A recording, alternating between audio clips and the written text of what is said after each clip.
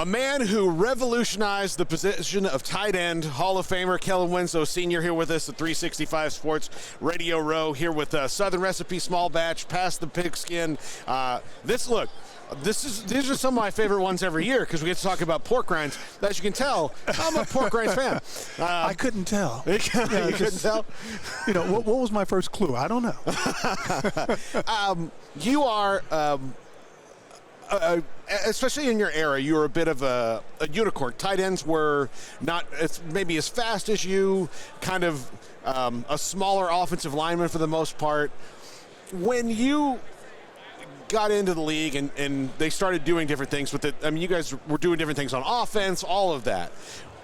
Was it fun to watch people be befuddled about all the things you kind of were doing and like, these guys are nuts throwing the ball this much? I was a part of what came to be known as Air Coryell. Yeah. Coach Don Coryell, who just got into the Pro Football Hall of Fame last year, you know, long overdue, changed the game of football. Mm-hmm. When one night in a meeting he decided that, well, we can take out the fullback and we can put this rookie tight end that they drafted, moved up in the draft to get him on the field, and he can do some of the things that the fullback does. I happen to be that tight end. Mm-hmm. And it changed the game of football. And it's not because of I was this talent that had never been seen before in the National Football League. It was just that talent that other people had was now being used in that fashion. Mm-hmm. So I kind of, I don't cringe. I take, I'm humbled by the fact that people say you changed the position. Mm-hmm. But I didn't call the plays. It was Don Coryell, who was the head coach. It was Joe Gibbs, who was the offensive coordinator. We all know what Joe Gibbs has done over the years in his career. It was Ernie Zampese, who was our receiver coach and became the offensive coordinator after Joe went to Washington. It was just being a part of that franchise at the time. A lot of guys, John Mackey, Mike Ditka, Charlie Young, Charlie Sanders, Ozzie Newsome, all could have done what I did. Yeah. But they didn't play for San Diego. Yeah. I did. Yeah. Now that the position is more like it was like for you guys because of Air Coryell. I mean, we're kind of in it's the tight end era right now when you've got guys like Kittle and Kelsey and look, Jake Ferguson in Dallas is really, really fun to watch. Exactly. And you know, of course, I mean, Travis Kelce's the biggest celebrity in this game all of a sudden, but he's also probably the best tight end in the league.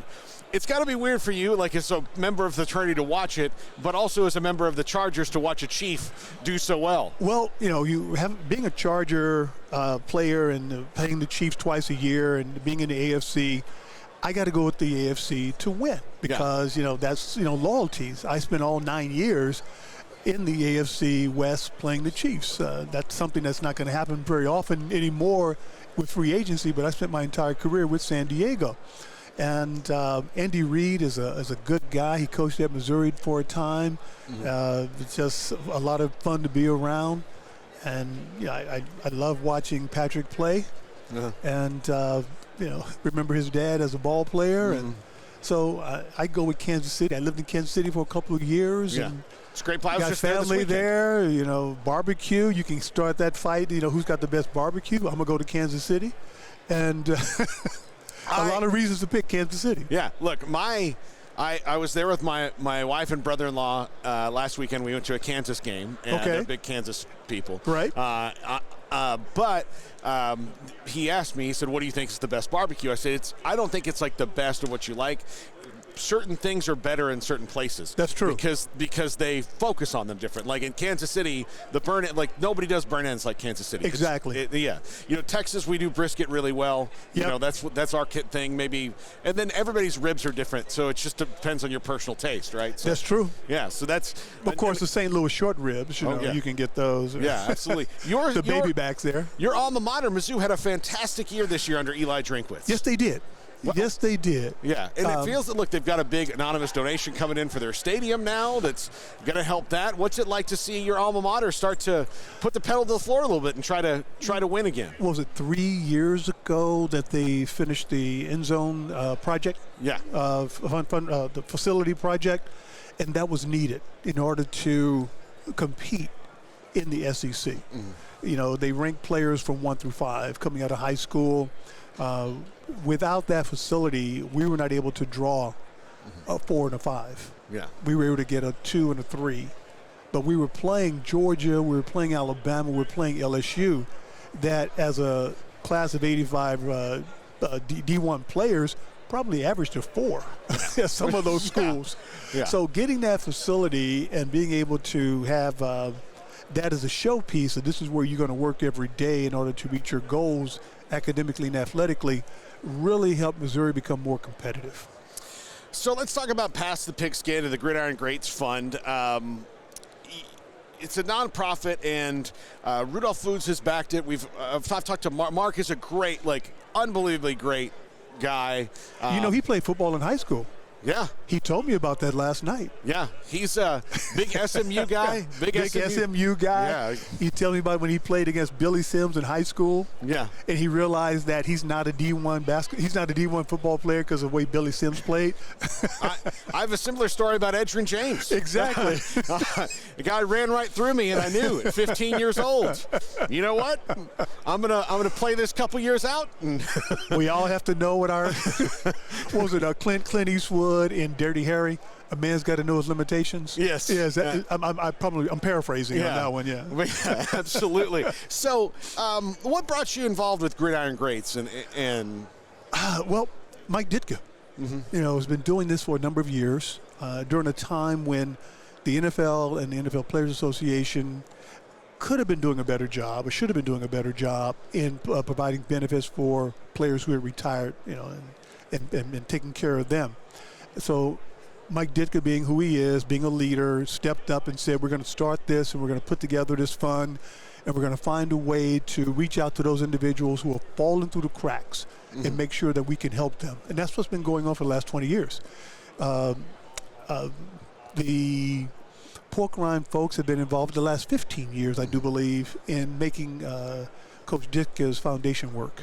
Yeah, I've been to the party that they've thrown, and it's always great, and it does. I think people assume that football players always had a bunch of money, or they keep a bunch of money, or they always had health insurance, and it's only recently the case that the money's good, the health insurance is there for. I mean, you guys had to fight for years. For years to get the health insurance. For years, we had to fight for free agency, and then for years, we have to fight for post-career benefits.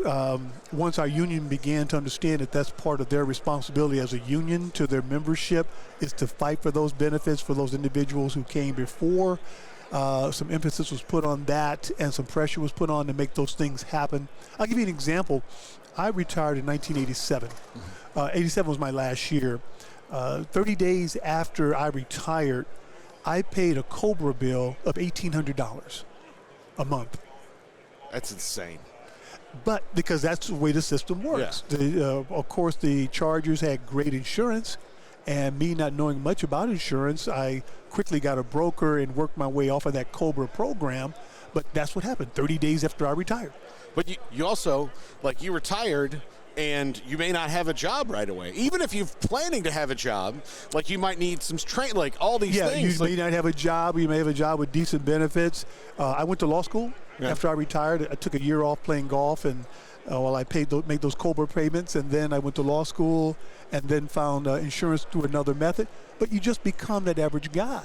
No longer can you just, the doctor doesn't come to you because you're in the locker room, or if it's the podiatrist or the urologist or whatever specialist it is that comes to orthopedist to come to the locker room.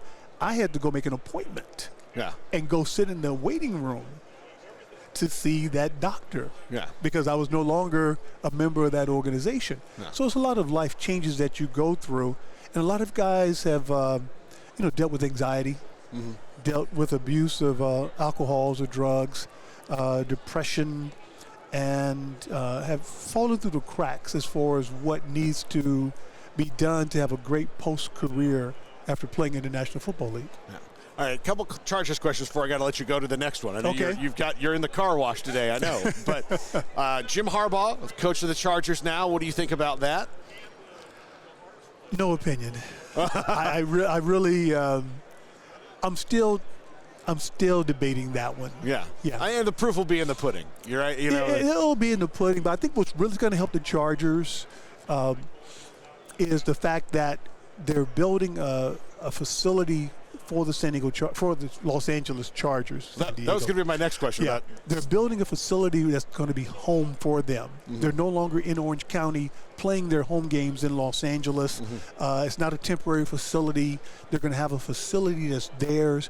And we all know that stability in an organization comes when you know you have a home. Yeah. Stability in the family comes when you know you have a home.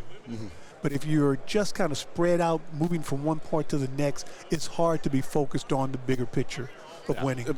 Does your heart ache a little bit for the people of San Diego, though, that they don't have the Chargers anymore? Yeah, it does. That's why I said San Diego, because to me, there'll always be the San Diego Chargers. Me too. When I go to San Diego and I see the Q, Qualcomm Stadium gone, it's a big hole. Yeah. It really is a big hole. Yeah. Kellen Winslow, Sr. here with us, NFL Hall of Famer, past the pigskin. It's been an honor meeting you and talking to you. One of my, I'm pro tight end and fullback. I miss the fullback. I love tight ends. It's the second tight end. Yeah, it's exactly. the fullback. Yeah, absolutely. Well, thank you so much for being You here. bet. That's Kellen Winslow, Sr. here with us on 365 Sports.